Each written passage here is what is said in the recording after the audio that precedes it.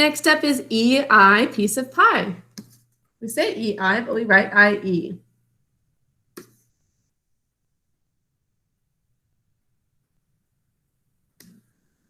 EI.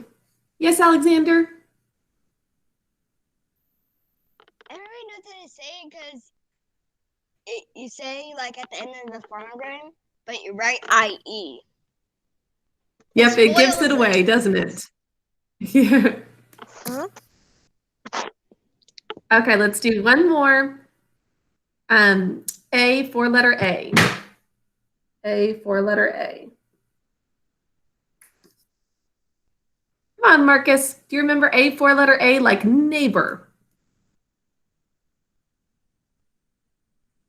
Can you picture what we would use in that word?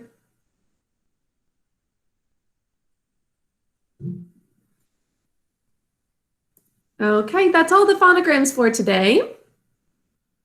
Let's do a little bit of spelling word review. You do have a mastery test today. And just a reminder, next week, we have map testing. So Monday, you're actually not going to have any spelling, no literacy at all, because you have a reading map test. And then Tuesday, Wednesday, and Thursday, you'll have spelling lessons, but it's going to be a separate video to watch. So basically, you'll take your test, and then you'll watch it on Bright Thinker just as you would like a literature, history, or science video. Okay, and then math, there's no lesson on Tuesday. And there's also no science lesson on Tuesday because you're going to have those tests. Okay, so that is coming up next week, Monday, Tuesday, Wednesday, and Thursday. We have those tests. So let's continue some spelling review, though. Let's review wretch. Please write wretch.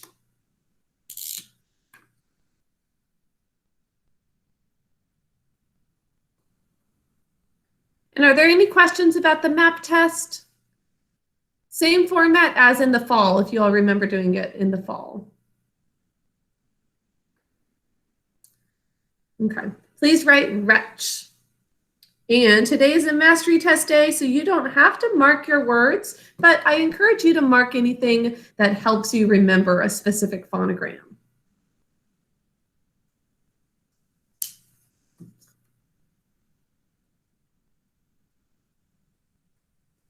Very good. Sahanasri and Samhita, thank you. Everyone else hold up wretch, please, as soon as you're done writing. Nicely done, Alina. And you are welcome to write this in cursive during our practice time. That's a good point. During lessons, we will always write in print. But during practice, you are welcome to write it in cursive if you want. Here's wretch. Next, interference. Let's do that. Interference. Yes, Samhita? Are we allowed to do cursive on the test? No, not for the test either. Mainly it's because for spelling, the focus needs to be on how to spell it properly, not on how to form the cursive. And also when we use markings, it's really tricky with cursive because you can't have the syllable breaks and everything.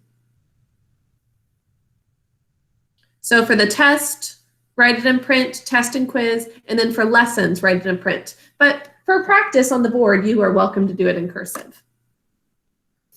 Interference. Great job, Arianch.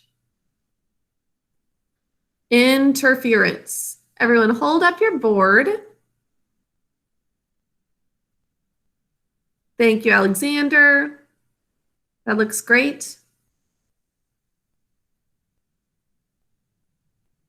Interference. Arshav, it looks like you're not writing the word. Did you already finish?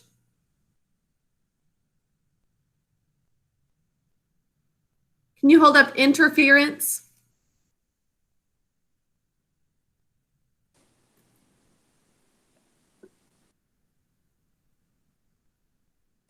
What was after it? Interference.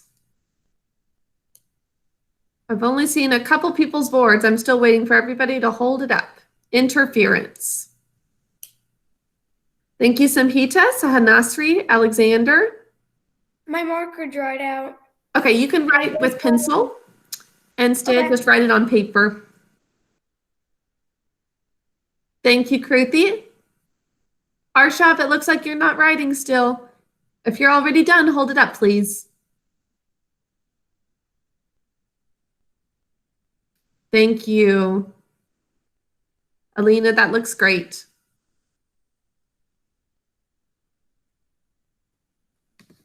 Okay, interference. Just one F for this, Emma. You were so close, but just one F. Nice. And you know what, boys and girls, I'm going to change my mind and say don't do it in cursive because I can see that's why we're taking a little longer. So since we're still really needing a lot of time to review, just write these in print so that we can have plenty of time to review. I can see that's why it's taking so long. Okay, next, ignorance. Please write ignorance.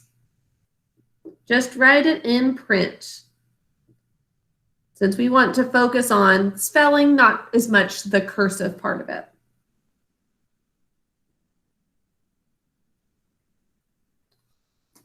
Great job, Kruti. Perfect, Emma. Perfect, Ariansh and Alina. Everyone hold up ignorance when you are done. Excellent. Samhita did extra. Also the words ignore and ignorant. Great job. Okay. Does anybody else have some words that maybe they've had a hard time with that they suggest we review? Maybe reverence too. Reverent and reverence. Let's do those two. Reverent and reverence.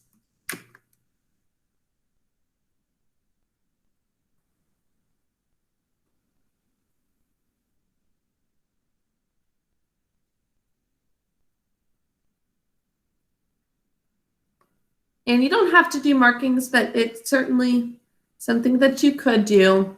For example, if you need to mark your silent final E at the end of the word, you could do that, or maybe just the syllable breaks if it helps you to do the syllable breaks. Reverence. Great job for everybody holding up their board. It looks like all of those are correct so far. Wonderful job, Sahanasri and Alina. That looks perfect, Alexander. Well done. Okay, and for the last one to review, let's do a ceremony.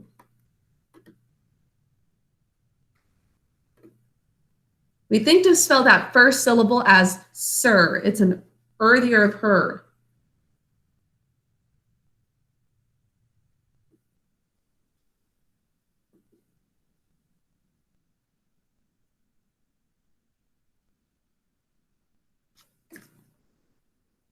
Great job, ceremony. Okay, check that your spelling matches mine. The k says this sound. And then we have earlier of her, sir, moni. Those first two syllables are a little trickier. We've got some think to spells for both of those. Great job, Emma. Okay, that's all we'll do for spelling review today. You guys feel ready for the mastery test? Good. Okay, well, let's get started on that mastery test. We've got 33 words today. You can take out a piece of paper and start numbering it. And let's do some poetry review as we're numbering our page. Does anybody want to try the Father William poem completely on their own? Nobody feels quite ready for it yet? Okay, I will present my screen and have a couple people. And even though Tyke has done it before, since it is his birthday, I would love for you to have a chance to do it if you'd like to. And then maybe Dikshita can do it with you. I wanna be Father William. Okay, so Dikshita, you'll start. You'll do the first stanza, and then Ty And I will go back and And I forth. will chug most of my Gatorade to make my voice sound even weirder. Oh, you want it nice and deep.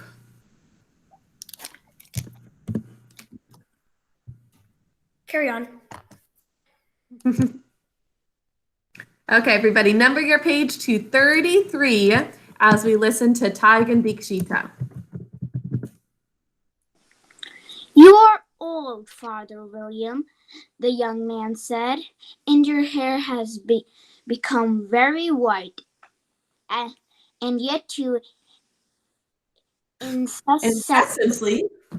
incessantly stand on your head. Do you think that at your age it is right? In my youth, Father William replied to his son, I feared it might injure the brain, but now that I'm perfectly sure I have none, why I do it again and again. You are old, said the youth, as I mentioned before, and have grown most uncommonly fat. Yet you turned a back somersault in the door. Pray, what is the reason of that? In my youth, said the sage as he shook his grey locks, I kept all my limbs very supple. By the use of this ointment, one shilling a box, allow me to sell you a couple. You are old, said the youth, and your jaws are too weak for anything tougher than suet. Yet you finished the goose with the bones and the beak. Pray, how did you manage to do it? Oh. In my youth, said his father, I took to the law and argued each case with my wife, and the muscular strength which I gave to my jaw has lasted the rest of my life. You are old, said the youth. One would hardly suppose that your eye was as steady as ever. Yet you balanced an eel on the end of your nose. What made you so awfully clever? I have answered 3 questions, and that is enough, said his father. Don't give yourself airs. Do you think I can listen all day to such stuff? Now be off or I'll kick you downstairs. Great job. Wonderful performances from Tig and Dikshita. Round of Give them a round of applause. A round of Well applause. done. I love the accent.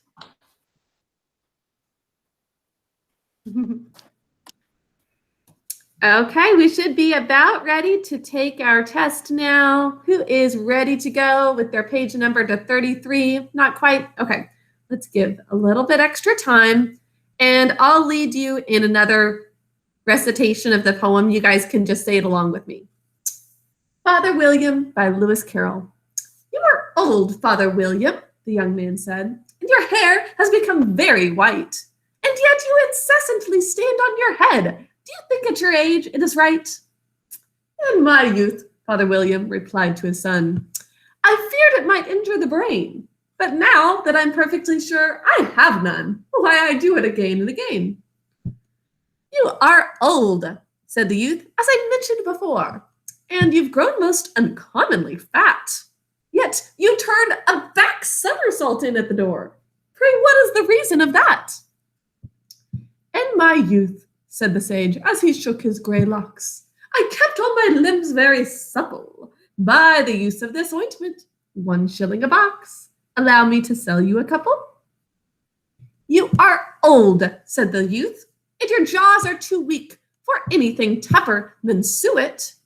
Yet, I was thinking of the eel. Yet you finished the goose with the bones and the beak. Pray, how did you manage to do it? I have answered 3 questions, and that is enough, said his father. Don't give yourself airs. Do you think I can listen all day to such stuff? Be off, or I'll kick you downstairs. You forgot the back somersault part. And the eel. I got the back somersault part, but did I forget the eel paragraph? Yeah. Yeah. You are old, said the youth. One would hardly suppose that your eye was as steady as ever. Yeah, you balanced an eel on the end of your nose. What made you so awfully clever? I have answered 3 questions, and that is enough, said his father. Don't give yourself airs. Do you think I can listen all day to such stuff? Be off, or I'll kick you downstairs. Father William by Lewis Carroll. Okay, are you guys ready now for the mastery test? Okay, let's begin. If you're not quite done numbering your paper, you can do it as you go along. Word 1 is calculation. Calculation.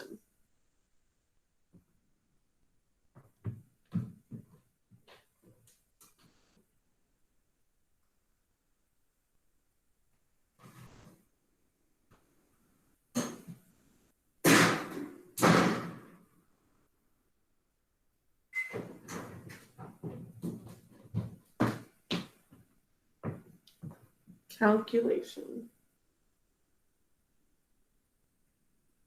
Number 2 is ceremony. As in, the graduation ceremony was in May. Ceremony. So number 1, calculation. Number 2, ceremony. Word 3 is conceal. Conceal.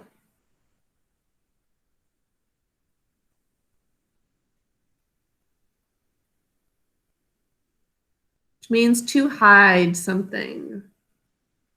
Conceal.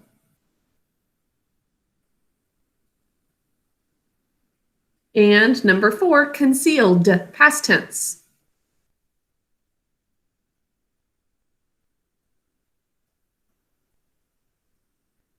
As in, she concealed the present so that nobody could find it. Concealed.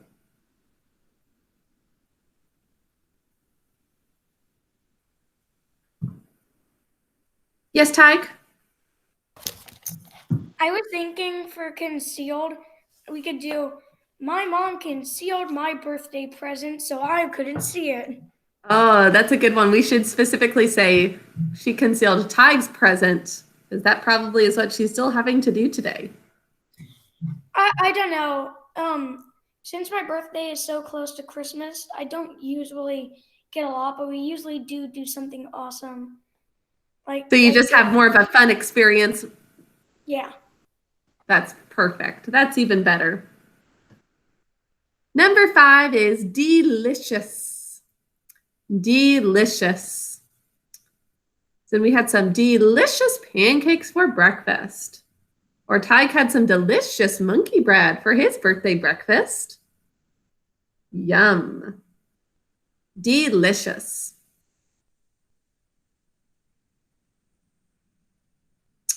Number 6 is describe.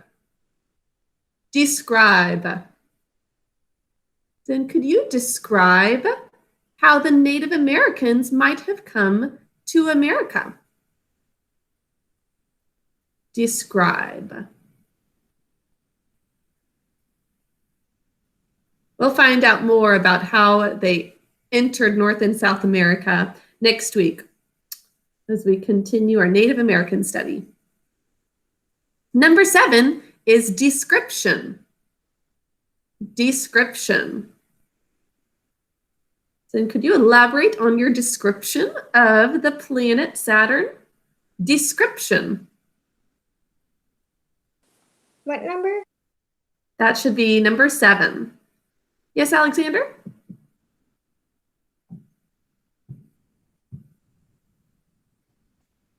I am supposed to get my description of my glasses today. Oh, that's a new description. Yeah, kind of similar. But really, I actually am going to get a new prescription. Nice. Yeah, so that's pretty similar sounding. A prescription is like the strength of glasses that you need, or that works for like medicine if you need medicine. Prescription. But this is description. Very similar. Number 8 is disappear.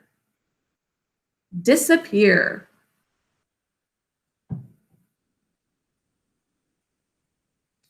As in, Irene's thread disappeared when Curdy tried to feel it.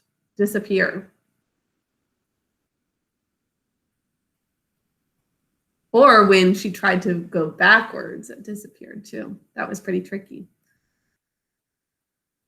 Guess the grandmother didn't want her to go that way. Okay, number 9 is elegant. Elegant. Grandmother Irene is a very elegant woman. Yes, sweetheart, I can go a little slower. Thumbs up once you're done with number 9, elegant.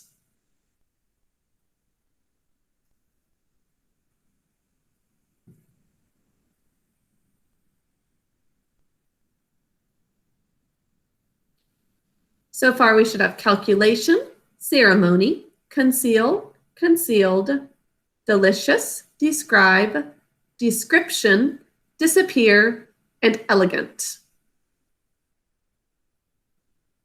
Those are the 9 words so far. Yes, Josiah?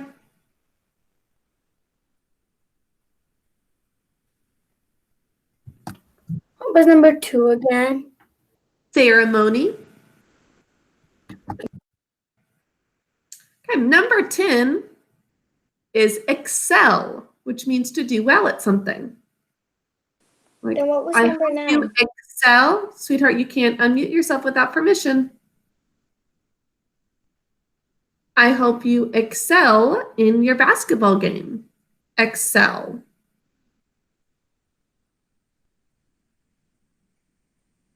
Number 9 was elegant. Number 10, excel.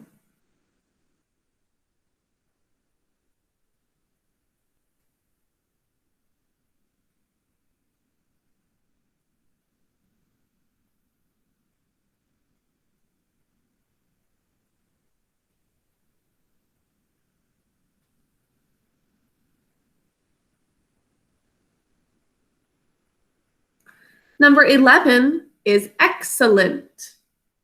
Excellent.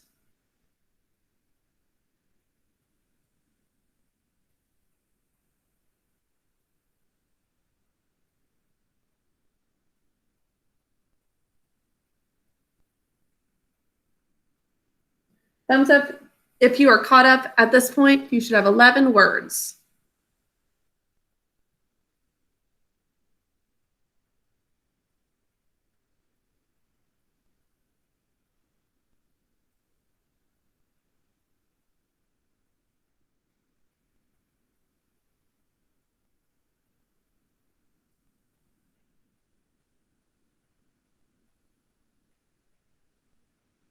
Okay, number 12, grateful.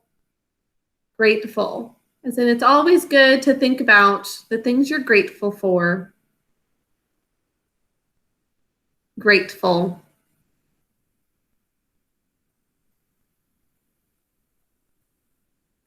I bet you are all grateful for wonderful parents who love you and take care of you so well,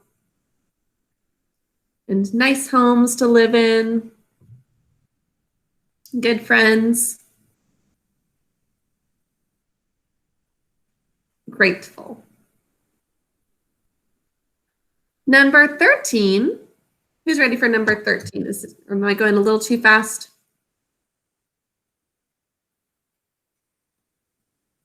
Okay, number 13 is heir, like the heir to the throne.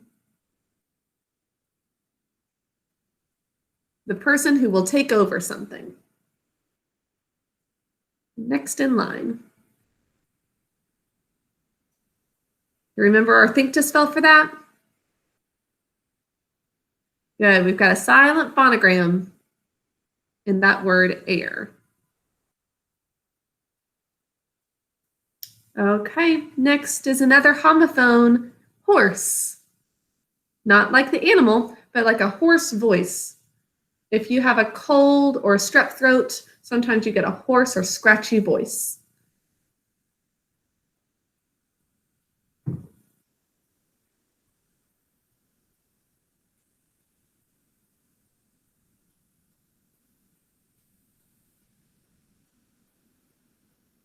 Okay, we should have 14. Who is caught up at this point? 14 words. Good. Okay, number 15, icicle.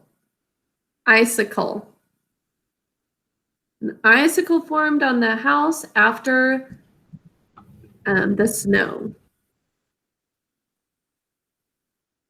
After an icy day. Icicle.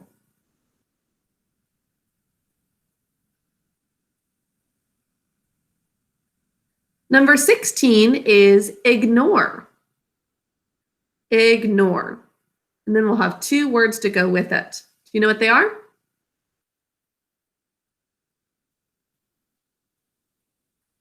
Ignorant and ignorance. Good. Okay, so number 16 was ignore.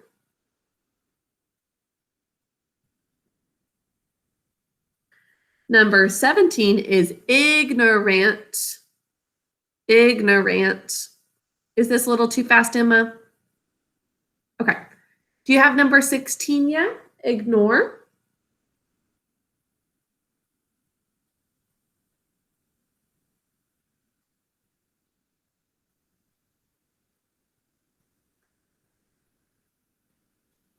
Give me a thumbs up once you're done with 16, Emma. Okay. Number 17 is ignorant.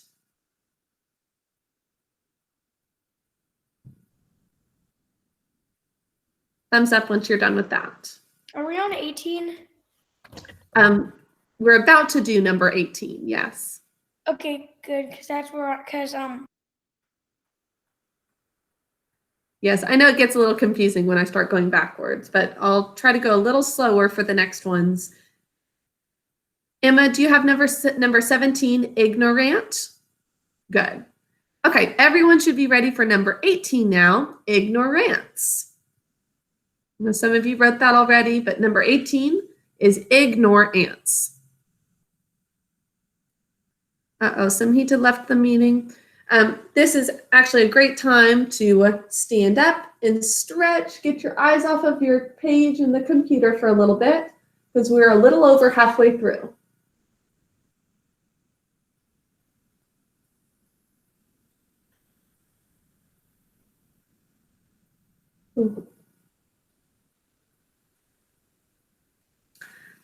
Okay, is everybody caught up at this point? They have 18 words on their page. Good. Yeah, good time for a little water break. I'm going to grab my water bottle too.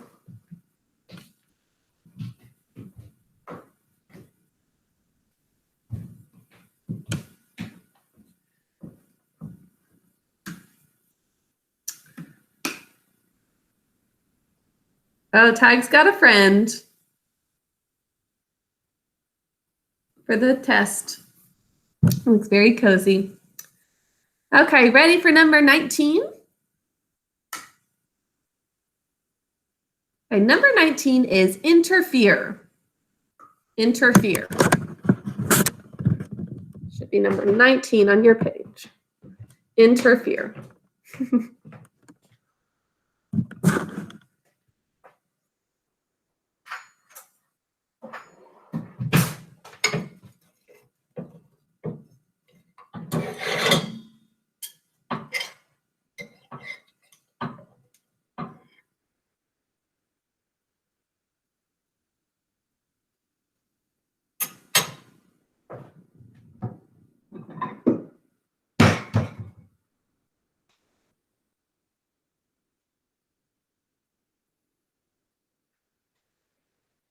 Okay, number 20 is interference.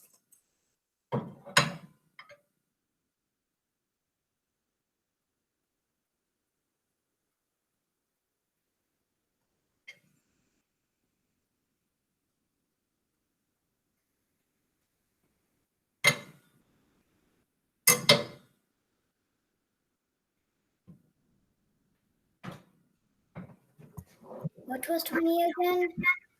Interference.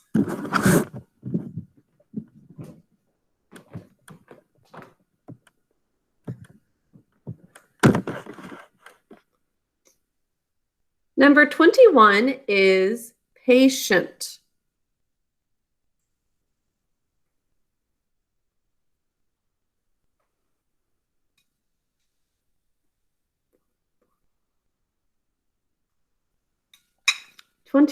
Patient.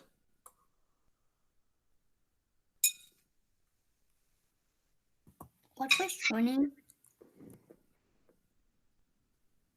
Number 20 was interference. 21, patient. Thumbs up when you're ready for number 22.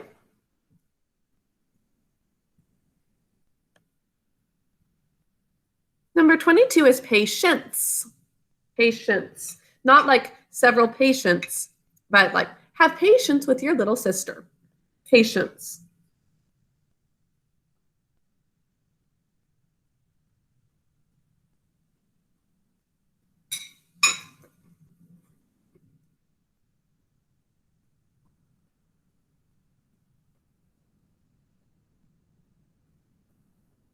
Thumbs up once you're done with that and ready for number 23.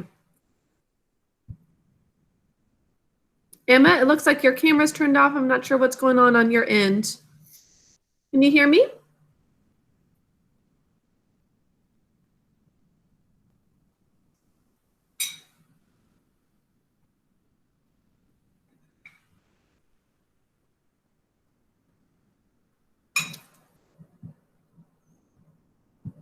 Emma, can you hear me? Maybe she took a little restroom break. We'll move on with that. Oh, here she is. Hey, Emma. What word number are you on? I don't have 22. Okay, 22 should be patience. Patience, as in, please have patience with your little brother. Patience.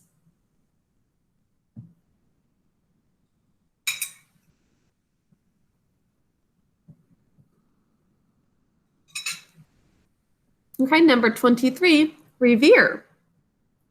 Revere, which means to respect or praise. Revere. Is that 23? Mm-hmm.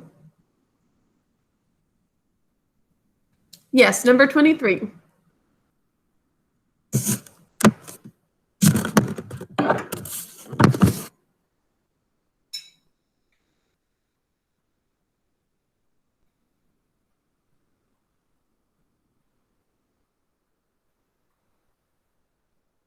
Number 24 is reverent. Reverent.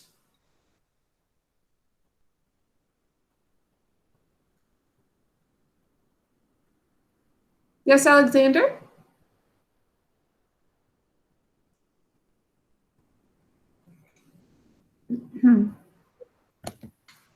What was 23? Revere. Okay. Number 24, reverent.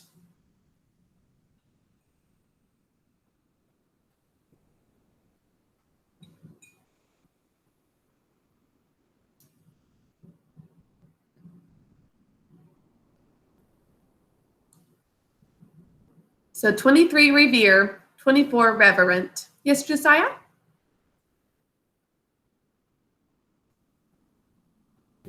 It's 25 reverence. You got it. Good job. 25 is reverence. Just like we had interference, patience, this is reverence. Same ending.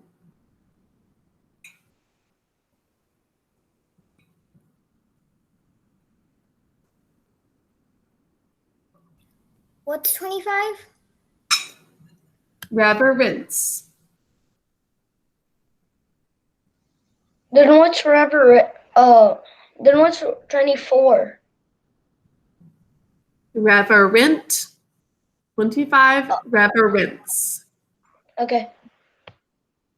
Okay, boys and girls, remember you have to ask permission before you unmute yourself. Click the little raise hand button so that I know you've got a question and I'll get to you. All right, we should have 25 words on our paper right now. Thumbs up if you have 25. For those revere words, you have revere, reverent, reverence. Those should be the last 3 that you wrote on your paper. Thumbs up if you've written all 3 of those. And you're caught up to number 25. Perfect. Number 26 now is necktie. 26, necktie.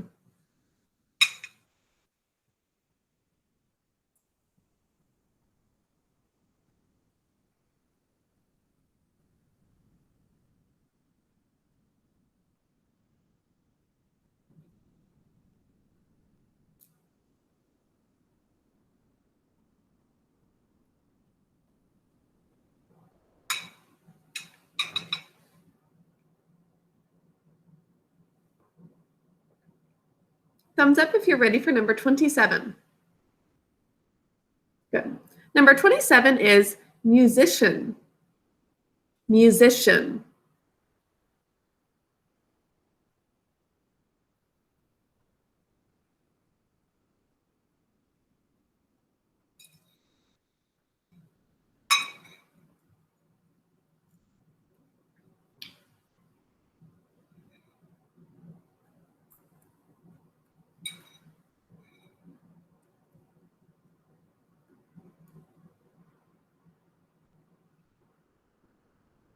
Thumbs up if you're ready for number 28. Okay. And Deekshita, your camera's been off for the last few words. I hope you can hear me. Thank you, sweetheart. We don't ever turn the camera off. Otherwise, it looks like maybe you've left the room or something. I can't quite tell what's going on over there. Okay, number 28 is rehearse.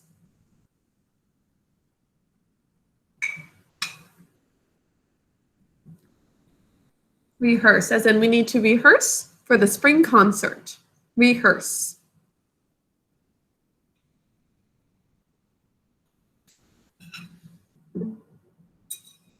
Yes, Marcus? Thank you for using the little raise hand feature. That makes it so easy. I know a sentence that can go with rehearse. Great. My Let's hear it. My dog and cat rehearse at the pet store. They rehearse at the pet store? Yes, my dog and cat rehearse at the pet store. That's funny to think of them rehearsing for something. Putting on a little play or dance, maybe. Or maybe they are acting like really good pets so that people can purchase them. Putting on a good little show to make sure everybody's impressed. Okay, number 29 is rehearsal. Rehearsal.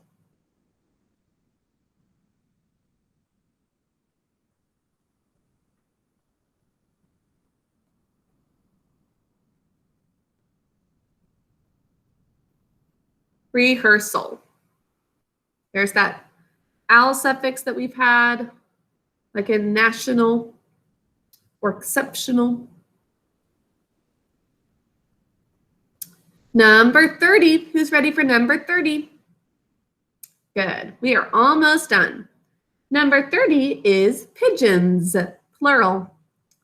As in Grandmother Irene loves those pigeons' eggs.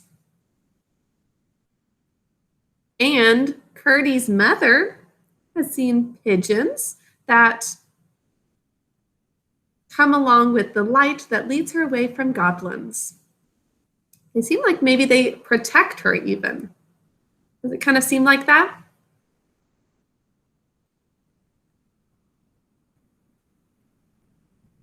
Okay, number 31. Who's ready for number 31?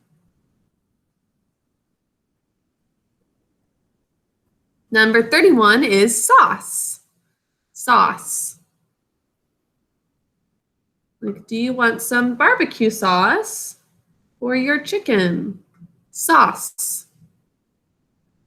Yes, sweetheart? I know what's the next word. Oh, what is it? Vegetable. You got it. We've got another food word. Number 32 is vegetable. And remember, we eat our veggies at the table. Vegetable. Yes, Alina? Okay, it's a short little sentence, but the little girl did not want to eat at the veggie table. Get it? It's like a veggie table. That's cute and very helpful.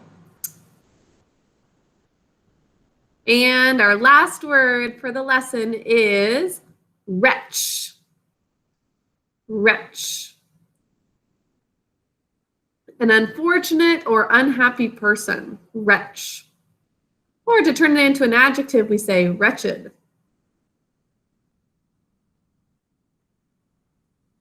Okay, that's all of the words for the whole list. Let me go through them from the beginning. And even if you're not missing anything, really check your work carefully and see if these words look correct. Remember, this is a mastery test. It is worth more than the quiz, so we want to especially try our best effort on it. Word 1 is calculation. Calculation. Word 2 is ceremony. Word 3, conceal. Conceal. We'll hold off on questions until the end because I'll probably say the word. Word 3 was conceal. Word 4, concealed. Word 5, delicious. Number 6, describe.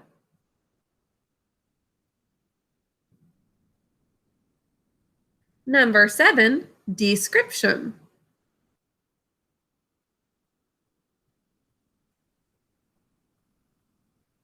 Number 8, disappear. Disappear. Number 9, elegant. Elegant.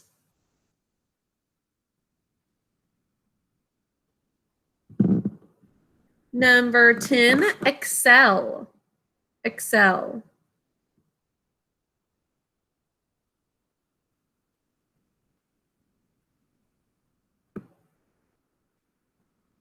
Number 11, excellent. Excellent.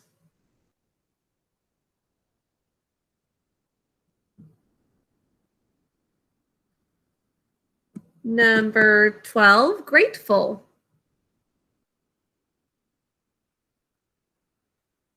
Number 13, air.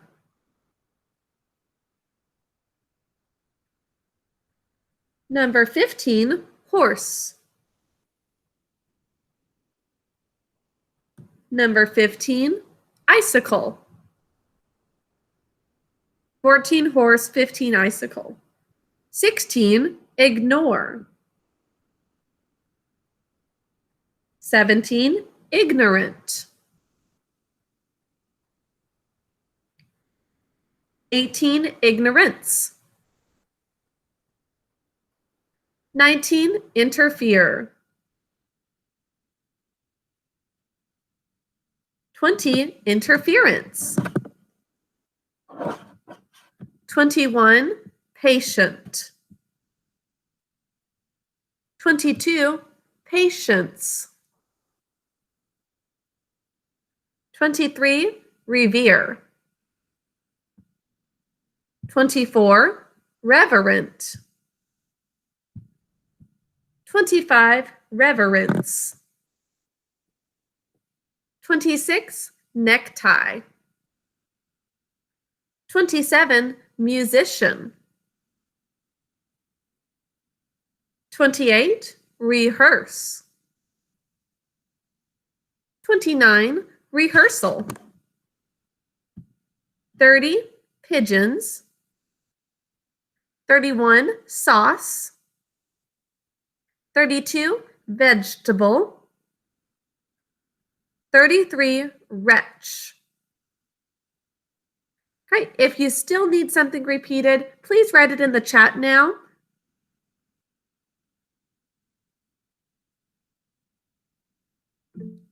Okay, 27, Samhita, was musician. Marcus, number 8, was disappear. Disappear. Anybody else?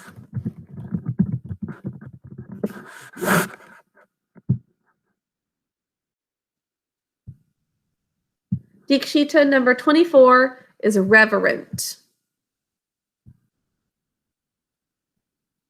Reverent.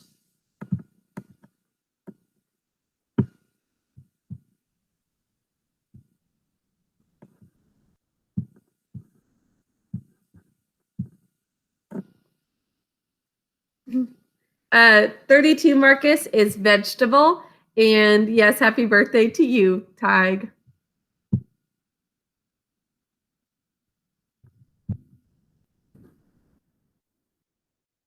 Okay, if there's nothing else, moi means me, or Tig can explain it. If there's nothing else, It's me in French. Mm-hmm. It's a funnier way to say it too. Please make sure that you put this in a safe spot and take a picture of it to upload to Bright Thinker later. Dikshita, 29 and 31 were rehearsal and sauce. Rehearsal and sauce.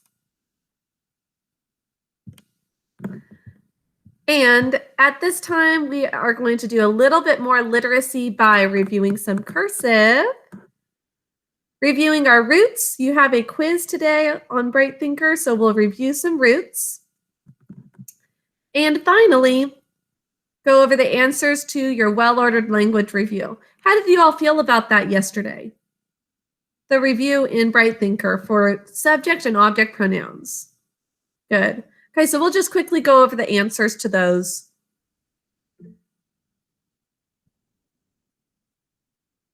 Uh-oh. That's unfortunate to hear. Let me turn off the messages at this point, though. So we are going to move on to cursive at this time. Can you get out your cursive paper? We're going to review all of the letters that we've learned. We are done with the lowercase alphabet at this time. So you should be able to write any word you want in lowercase. Are we going to do a review of the lowercase Yes. today?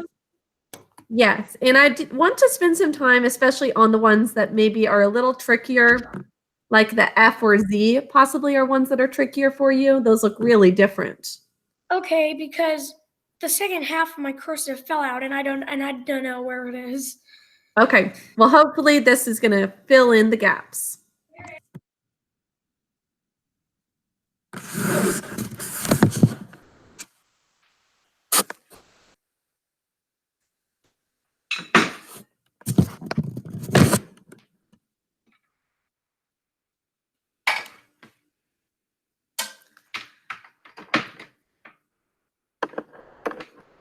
Okay, we'll actually go ahead and the whole alphabet in cursive, each letter once.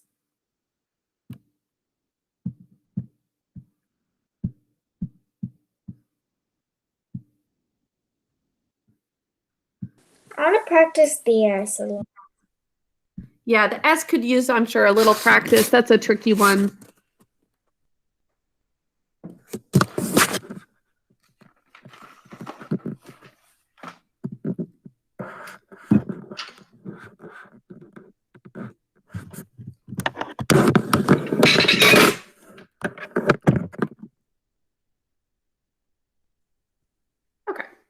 For cursive practice, let's begin by writing each letter in cursive. And I'll just go ahead and write them all as if it's one word so that we can practice connecting them as well. All right, so I'll have you do it along with me. And then we'll spend a little bit extra focus time on the ones that are tricky. It sounds like F and Z and S might be ones to review a little more. Possibly the R too. Okay, let's begin with the letter A. We come up and over, complete our clock letter, and then come out. Now from there, let's go on to the B. We'll just connect it to the B, go all the way up, and keep going around almost back to that tall loop before coming out. That's a newer one. That's what B would look like. And we'll connect it over to a C. C connects to a letter like B to look like this.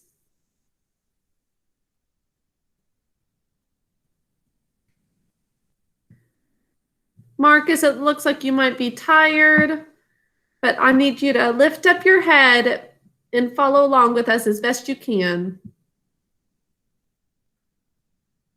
Now let's connect it to a D. I'm going to go up and over kind of like the A, but we'll go all the way up to make a tall loop. And the E is pretty straightforward, just a little loop. Now, do you want me to go a little slower, boys and girls?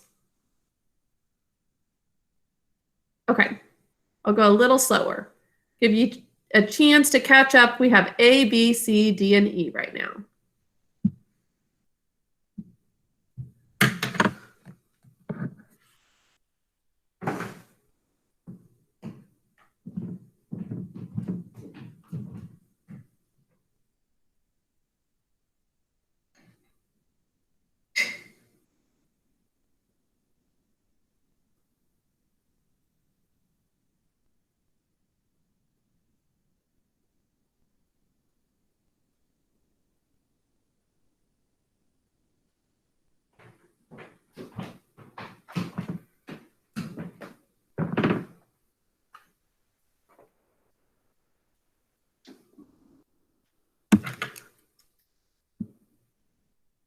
For the letter F, we'll make a tall loop and we go down just a little bit and curve to the right for our tail, and then come back out to connect it to other letters.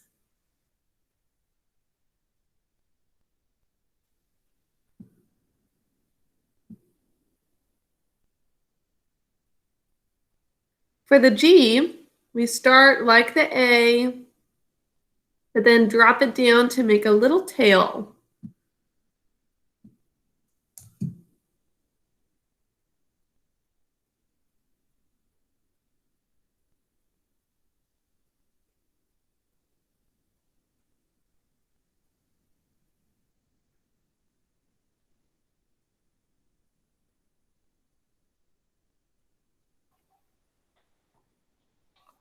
You guys ready for the next one?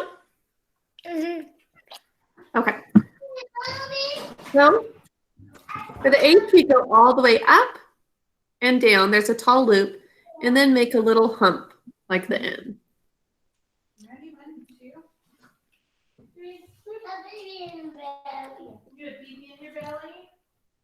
Now over to the I, just a little short one up. Go get the diaper. We'll put that on.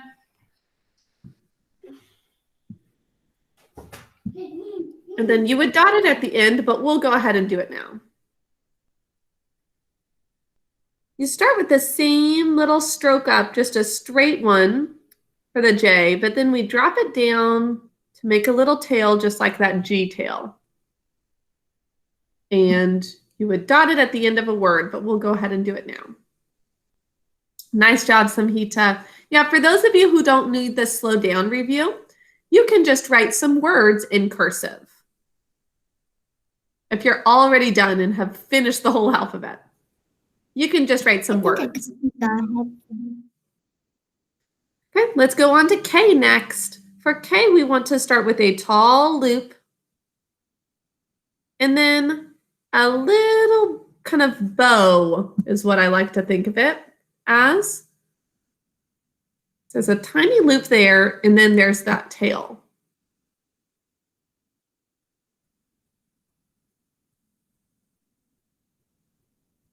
It's okay, Marcus.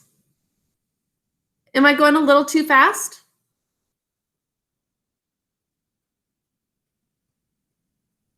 A little too fast? Okay. I can share the videos of each of these letters so that maybe when you have a chance this weekend or next week, you can do a little bit more review, slowing down to learn these letters, okay?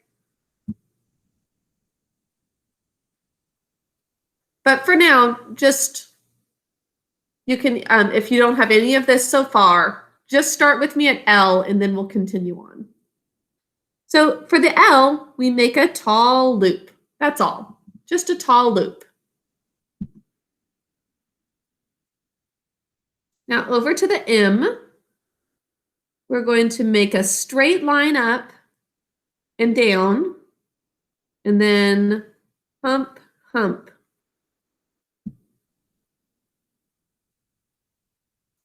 Right. And for the N, almost identical to it, one straight line and one hump.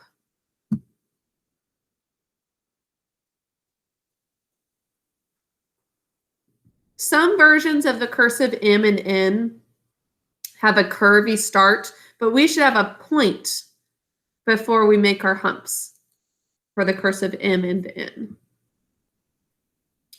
Now on to the O. For the O, we'll come up and over, complete our clock, and we end at that middle dotted line. We'll end there. Yes, Aryansh? The way I learned the M and N, or the M, it had 3 humps, and the N had 2 humps. Yes, that's the way I learned it too. Like this basically for M and this for N. Is that the way you learned it? Yeah, that's the way I did too. And a lot of cursive is like that, but our way of doing it is like this instead. Both of them are acceptable ways of doing it in cursive though. But we'll stick with this since this is our set formula for cursive. Okay, for the P, we drop it down and make a loop and then come all the way up and over and then come out. That one might need a little extra practice too. Let me do that again on the side over here. So we go up and then straight down and then curve to the left a little bit and come up, making a loop there, and then keep going around in a circle. And then we make a little bitty loop there before coming out to join other letters.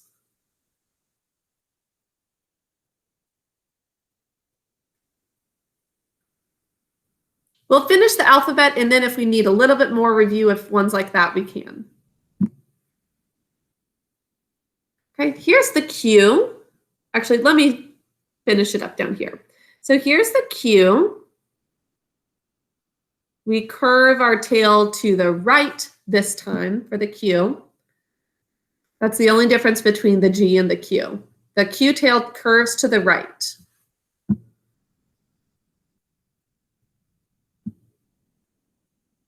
And for the R, we come up to the middle dotted line and make a little short curved dip before coming back down. It should have 2 points, kind of like a little rook.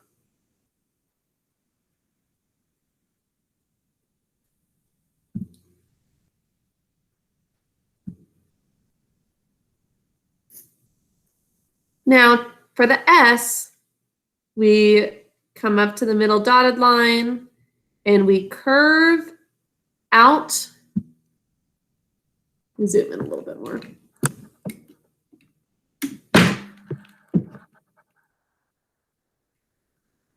There's the S. Once again, kind of looks like a raindrop. We point, then curve out. I mean, all the way in, and then loop to come back out to connect to other letters. The T should be pretty straightforward. We just go straight up and trace it down and cross it. So don't make the T a loop. Should be a straight line. The U looks very much like a manuscript U, just a little curvier. The V comes to a point down there, and then it ends up at that middle dotted line. And W, make two curvy W's. And then that one also ends at the middle dotted line.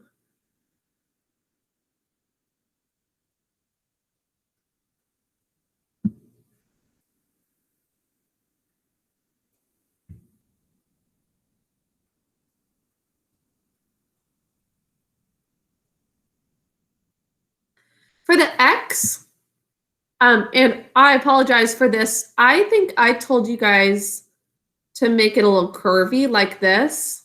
That's the way I learned the X, and I totally forgot that our way of writing it is going to be a point. So we just come down with a point like that. So doing it on its own over here, basically you go up and then down, that's all, and then you cross it afterwards.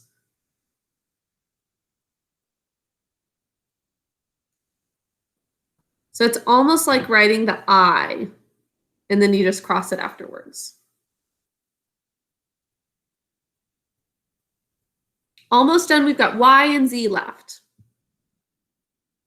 For Y, I'm going to go up, loop, and then down. There's a tail. There's the Y.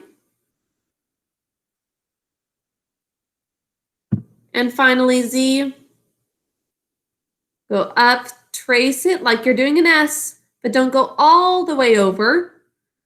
Instead, make a little loop and a tail.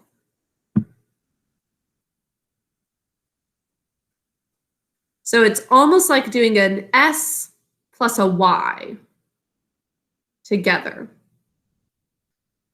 Starts off like an S, and then we do a little tail like a Y or G. And that's our whole alphabet.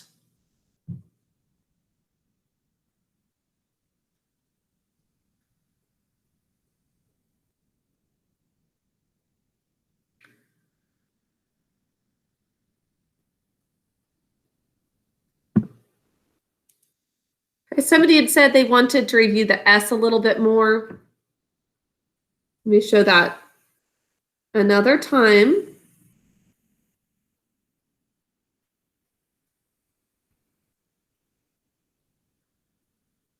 We go up to the middle dotted line, trace it a little bit, and then start to curve out. And then come back in, curving, keep going. When you touch that original line, you start to come back out. There's a little loop to connect to other letters.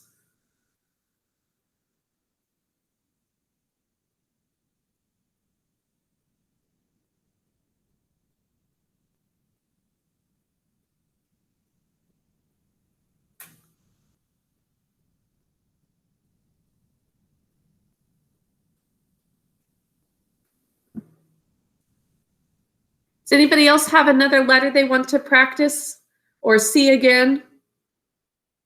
I thought we'd have time for making some words and we don't. Emma, did you say P? Yes, okay, so let's do the P.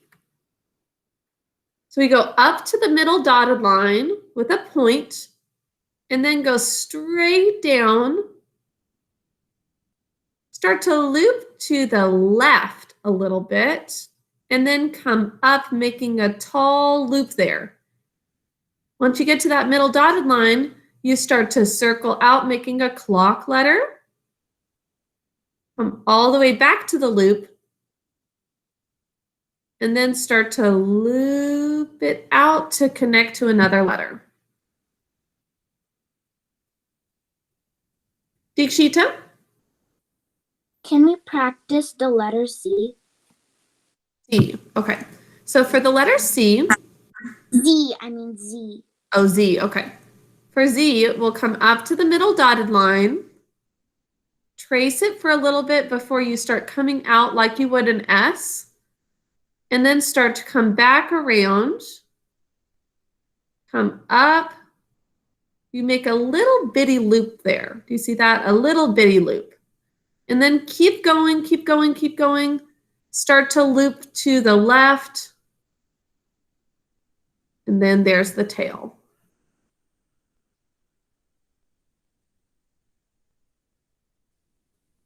Okay, boys and girls, that's all the time we have for cursive. If there's still some that you need to practice, it's okay. We've got for the rest of the 3rd grade year, lots of time that we'll spend on reviewing. I am very impressed with everybody's cursive handwriting so far. Everybody.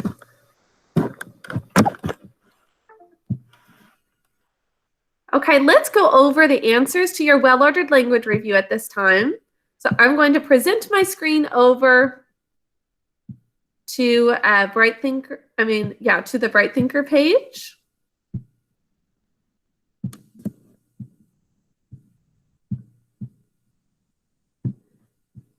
Now, you don't have any well-ordered language on Monday. You don't have spelling, well-ordered language, roots, anything on Monday. But on Tuesday, you'll have a test on pronouns, and it's going to look really similar to the review. Okay, so here's the review. It says, complete the following sentence. A pronoun is a part of speech used in place of a what? What do you put in the blanks? Arianch? Noun in the first blank and nouns in the second. Perfect. That's straight from our song. For these sentences, let's just do the first 2 together. Now, earlier is what part of speech? Alina? Adverb. Good. Adverb. I'll have Alina actually, you do the whole sentence. What about they?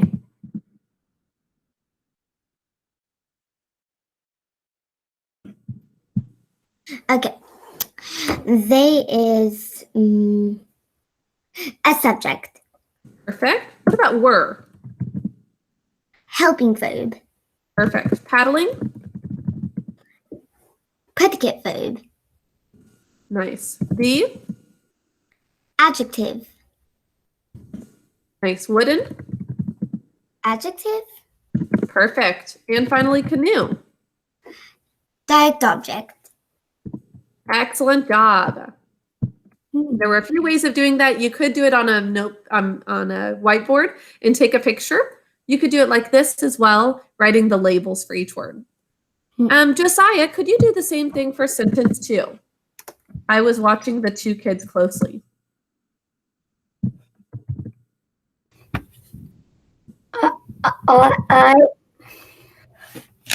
I is the subject. Perfect. Was is the helping verb.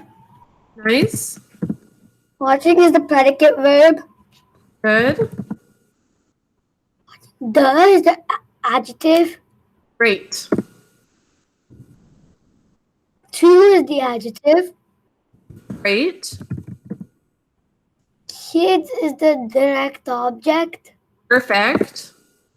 And closely is the adverb. Great job, Josiah. That is perfect. Okay, so we just did the first 2, but the next 2 should be just as simple. Hopefully you guys are understanding that well. Write a subject pronoun that agrees with the verb. Rishith, could you give me a subject pronoun that could go in the blank? There's more than one that works.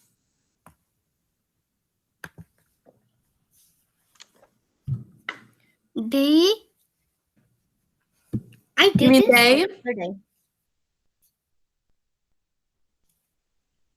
Do you mean they? Yeah, Yes, they works. and didn't we? Are we supposed to do this yesterday? Yes, I'm just going over the answers with you. Okay. Blank is doing the dishes with her sister.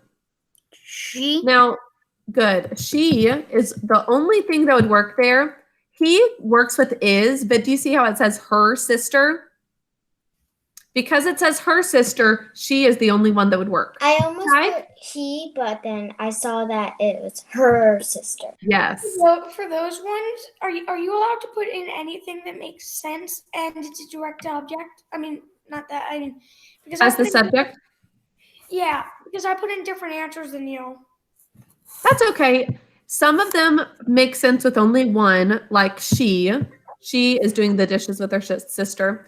But some make sense with a lot, like you I put we. or we. Yeah, I did. Several different subject pronouns work for that. Yeah, I did we too. Great. Hopefully you got automatic credit. If not, I'm going through those still and grading them. I'll make sure that you get credit for anything that would work. Okay. Right, with these, you just choose the correct helping verb. There's only one that works. Harika, could you tell us for number 4 what helping verb we would choose? They have or they has? Have. Correct.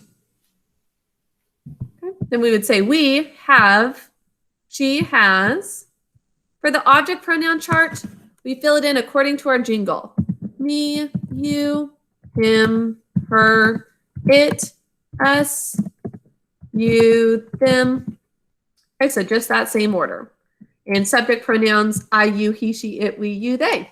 I accidentally put it up to down, up to down, up to. But I didn't see the numbers. So. Oh, okay. Does that make sense now?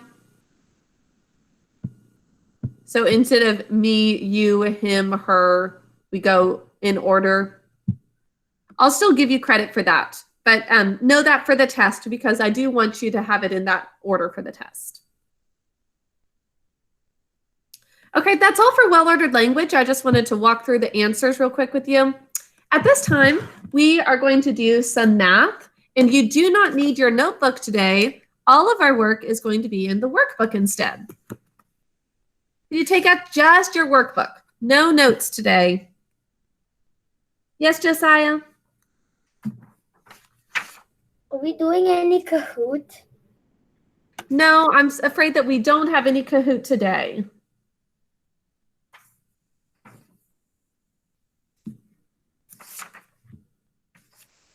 Tig, what are you so excited about? No. Birthday. What? No notes and my birthday. Yeah, no notes for Tig's birthday. That's right. I can't wait for my mom and dad's going out today. I'm gonna stay at home with my. Okay, time for us to go over the answers to your homework, and we'll go through a few new pages together as well.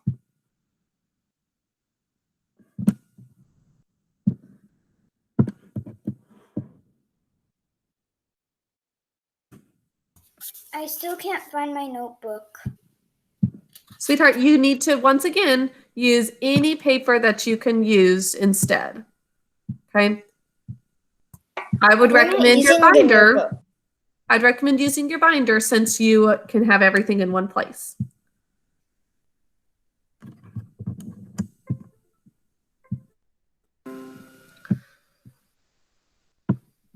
Okay, I would love to start off with hearing your answers to page 162 and 163. Arshab, could you tell us how you solved page 162 and show us your model?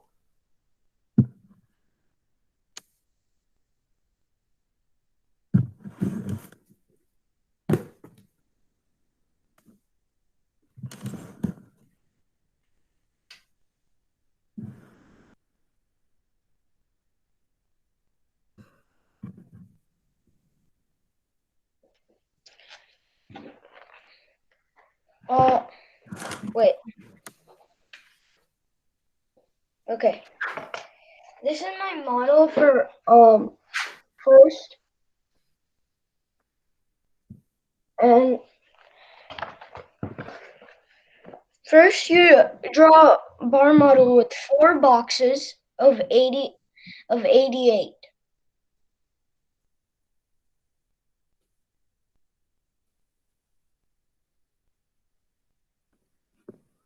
Then you multiply 4 by 88, and that got me to 352. Great job. The only change I'm going to make with this is that we also have a box up here that's also 88, because that would represent milk, and this is water. We'll get the same answer either way, but we want to show that it's comparison to show that we're comparing milk and water. Okay. Great job. Okay, I'll have another volunteer tell me part 2. So once we find out that 352 bottles of water are sold, Samhita, what's the next part?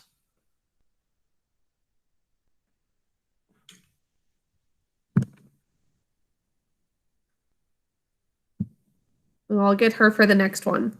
Krithi, could you tell us part B, what you did for that? Okay. How many bottles? Okay. So I got so I put my bar model as Can you hear me, Miss Gardner? Yes, now I can, but I'm going to have you help with another problem instead, Samhita. So I put my bar model as one second.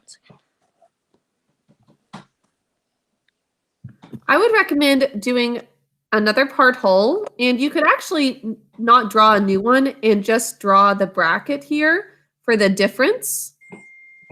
But I'll go ahead and draw another one so it's more clear. Did you do that? No, I did I just added the bracket to the other one. Okay, so we want to figure out the difference between these two, and this would be the best way to show that information, I would say. Okay. There's 352 water, 88 cartons of milk. This is how we show the difference. It's been a little while since we've done that, but that's basically how you figure out the difference between two. Okay. Aryansh, that looks great. And once again, you could even do it with the same bar model as before by just adding a bracket with a question mark there, but it's looking a little sloppy up there. So that's why I'm redoing it on this part. Okay. So 352 minus 88 is going to get you the answer.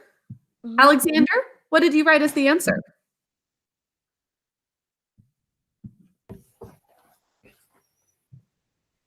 $264. 264. Nice. Can I do number 163? I'll have you do part of page 163, and then I'll have Samhita finish it. Okay. So what do you do for part A of page 263? This is my models. So I did carvings, 75, poetry. Part of it is 75, and then the other part I don't know. But what I did know is 10 more pieces, so I did 75 plus 10, which equals 85. So that part right there was 85. Great. Who did the same thing? Add 75 and 10, and that tells you how much pottery. So an answer sentence could be, the museum has 85 pieces of pottery.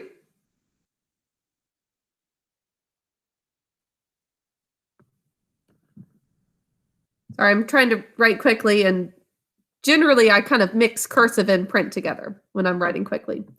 Okay, now on to part 2. Samhita, would you tell us part 2 or part B? So this is my model. 1 second. This is my model for part B. Everyone, you can pin Samhita's screen to see it better. Great job. So for pottery, we know that there is 85, and then they're saying 3 times as many paintings as pieces of pottery.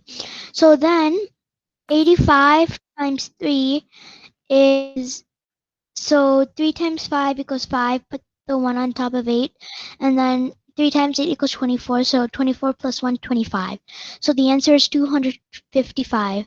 So then there is 255 paintings. Perfect. I got the same thing. Who else got 255 paintings as your final answer? Great. So there's 85 pottery, 3 times as many paintings. So an answer sentence could be the museum has 255 paintings.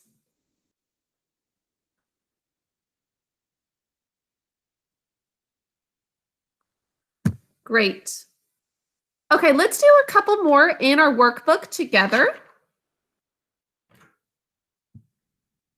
So I want some volunteers to go through the steps. We'll do at least 2 pages, maybe 3 together. And then you'll have a little bit left to do on your own for homework, just a little bit left. Okay, and I'll have Harika. Actually, Sahanasri, could you read the story problem? This is page 164.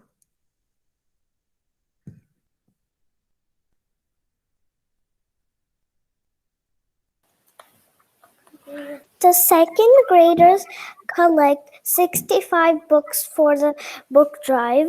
They put some of the books in boxes and have 25 books left to pack. The third graders have 4 times as many books in boxes. There are none left to pack. How many books do the third graders collect? Okay, so our final question is, how many books do the third graders collect? Can y'all picture this problem?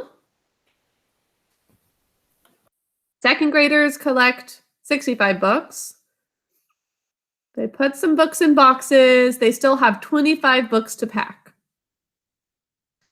The third graders have 4 times as many books in boxes. What do you think we have to solve for before we can find out how much the third graders collected? Aryansh? How much books did the second graders put in boxes? Perfect. Let's write an answer sentence for that first. Can you do that for us, Aryansh? The second graders collected blank books. And I'm going to change that up slightly. The second graders put blank books in boxes. This is kind of strange, but there's this difference between the number of books they collected and how many are in boxes. We're trying to figure out how many are in boxes, because that's what we'll compare with the third graders. So we'll just change that up slightly. Now, how can we solve for what the second graders put in boxes? Everyone take a look at the problem and think, how can we solve for how many books the second graders put in boxes? We've got all the information to solve it. Take a look at the story problem again. How can we figure out how many were put in boxes? Thank you, Aryansh, for volunteering. I've heard only from him, though. Boys and girls, look through that story problem again. Look at this problem and think through. How can I figure out how many were put in boxes?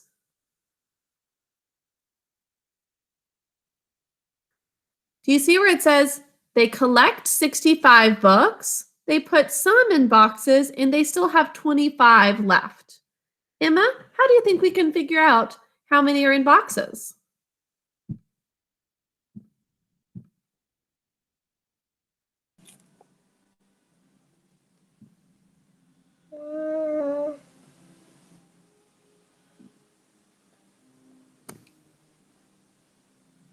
Emma, imagine you collected 65 books.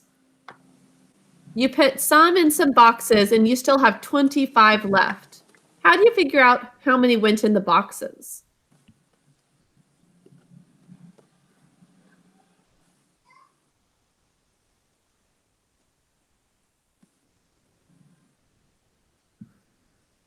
Let me help you out with a model first. So Emma, if we have a par-total bar model like this, here's the 65 books. See that?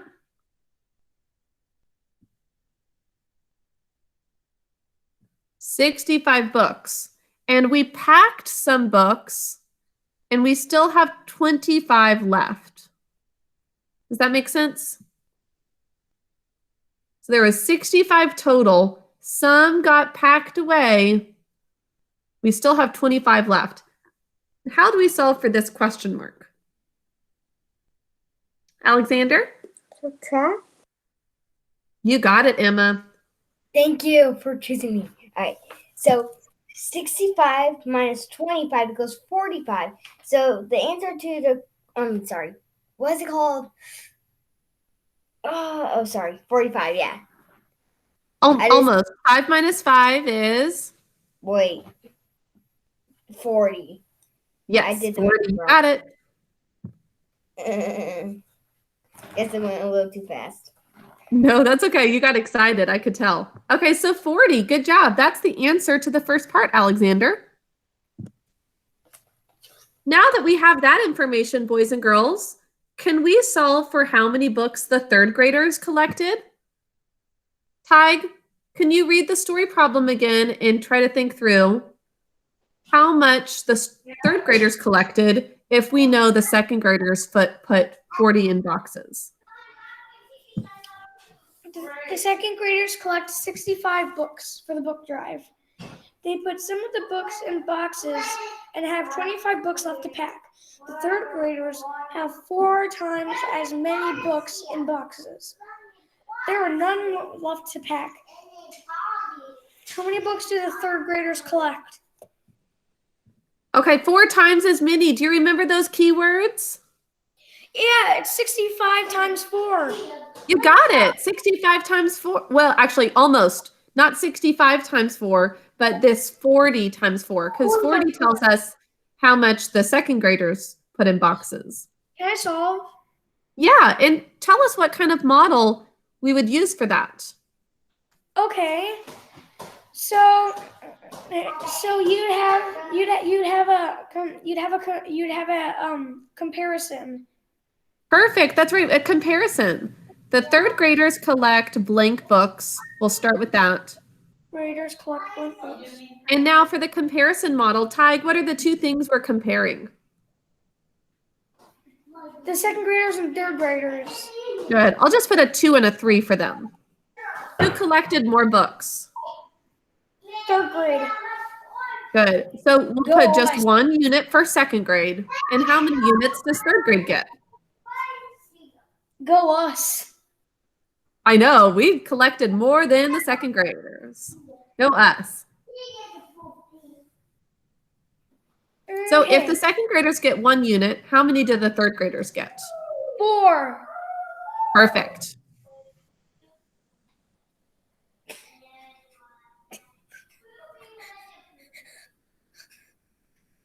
Now, the second graders unit is equal to 40 because 40 is how much was in boxes. And now, Tig, you can solve for the third graders. 40 times 4. 0 times 4 equals 4. And 4 times 4 equals 16.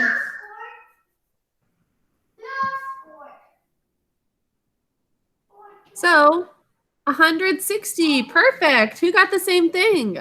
Third graders, way to go. 160 books. Fabulous job, third grade. Okay, I think we've got time for just one more. So Take that, here second is graders. the next story problem. I want you all to try it on your own. I'll help you to think through the first step, but then I want you to do each step on your own. It says Mary has 215 pencils. She wants to put 30 pencils in 8 boxes. How many more pencils does she need? So she has 215 pencils. She wants to put 30 pencils in 8 boxes. This means 30 in each box. Okay, so she really wants to have 8 little boxes with 30 in them. But she only has 215. Apparently that's not enough. What do you think we need to do for the first part of it? Marcus?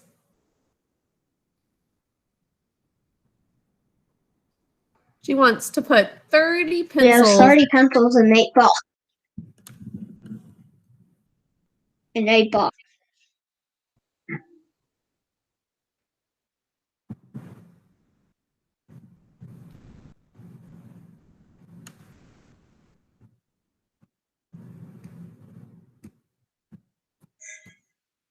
Can you picture that as a bar model with 8 little boxes? Each are going to be equal to 30. Yes, I Can you can see. picture that? Oh, that's a whole different color. The only thing that confuses me is So that she has 2 pencils. Maeve,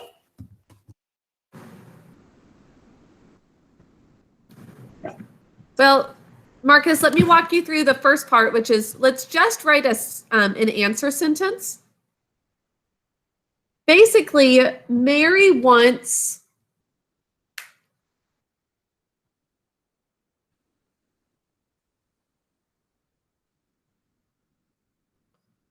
blank pencils total.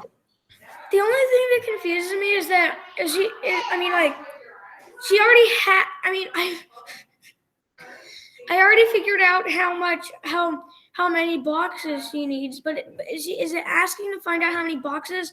Because she already because I heard. So I did 3 times blank. So I so I skipped counting by 3s all the way to 21. She has all the things she needs, all the pencils she needs. Not quite, because 3 times 8 is 24. So, okay, let me walk it through with you. I know this one's a little bit confusing, but basically we want to figure out how many pencils she wants in total. And if she has 1, 2, 3, 4, 5, 6, 7, 8 little groups, each equals to 30. Arshad, how many pencils does she want altogether based off of this? Should I tell the answer? Sure. Okay, 240. Good, because 30 times 8 is 240. 3 times 8 is 24. Add that 0. Now, Arshad, keep yourself unmuted for a moment. How can we figure out how many she still needs? Picture what's happening here. She wants 240, and she has 215. You could do 240 minus 30. Not 240 minus 30. Picture what's happening here. She wants 240 total. She only has 215 right now. How do we figure out how many she wants? Or does she still need? 215 plus 30. No, not quite. Here, let's draw a model and an answer sentence for this. Oh, I called that first part B on accident. Now, the final question is, how many more pencils does she need? So I'll say, Mary still needs blank pencils. Oh, I got it. Okay, now what kind of model could we draw for this? She wants 240. She has 215. What model could represent this information? Does anybody know? She wants 240 pencils. She has 215. Think about it. How could we show this information? Is it going to be a part whole or comparison? Part whole? Yes, part whole. And what are the parts, Ariansh? So the full part whole bar model will be worth of 240. And then there's supposed to be a bigger section. The big section is 215. And then the smaller section is the question mark. Perfect. So And then this 240 basically is how much she wants. This is how much she has. This shows what she still needs. How do we solve for that question mark? So 240 minus 215. Perfect. That's going to get us our answer. Keep going, Ariansh. Great job. 0 can't be minus by 5, so we regroup into the tens, cross the 4, and put a 3 on top. Then we regroup. Then 10 minus 5 equals 5, and then 3 minus 1 equals 2, and then 2 minus 2 equals 0. So your answer is 25. Perfect. So 25 pencils is what she still needs. Does that make sense, boys and girls? I know these two-part problems are confusing because you're having to figure out, is it comparison or part whole? And then you have to figure out, are you adding, subtracting, multiplying, or dividing? But really think about what's happening in these problems to get you there. And remember, even though we're doing multiplication problems, we might still do these basic addition and subtraction ones. For example, figuring out the difference between two. Difference means subtraction. We've got a total amount and we have a smaller amount. Trying to figure out the difference between the two. Great job, Ariansh. Okay, you'll do a couple pages for your own homework today once you're done. In this one, it says a bookcase has 5 shelves. Each shelf has 120 books. 174 books are fiction. How many books are nonfiction? I'll give you a hint.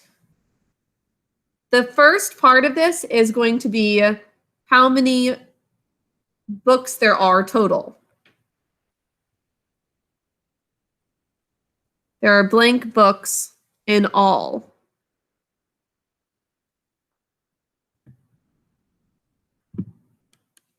There's 5 shelves. Each shelf has 120 books. That's going to tell you the amount of books altogether.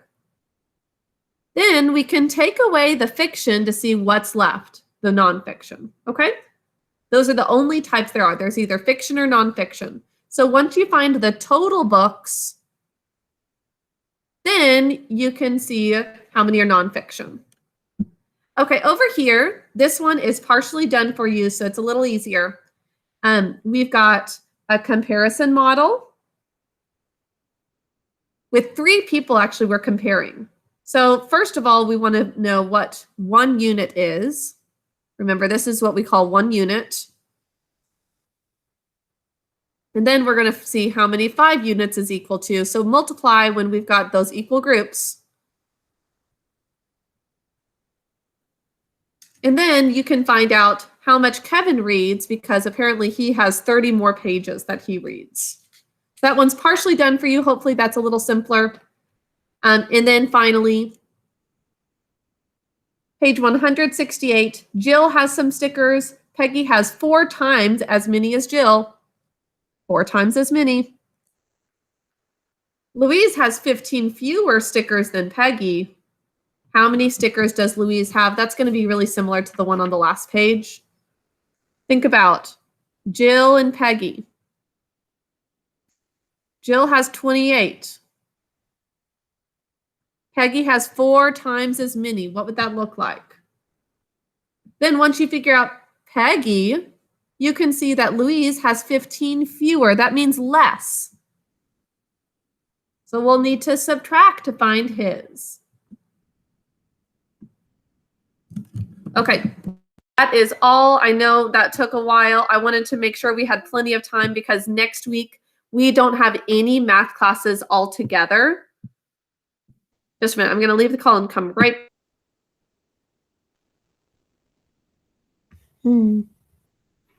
Miss Garner, I have a question. Any questions about that? I know this is quite a bit still. I want to make sure we had plenty of time for math since next week you won't have any math together with me. There's going to be only separate videos to watch. Yes, Alexander? So the person you're talking about is named Luis, right? Uh-huh. So my Aunt Ruby's fiance is named Luis.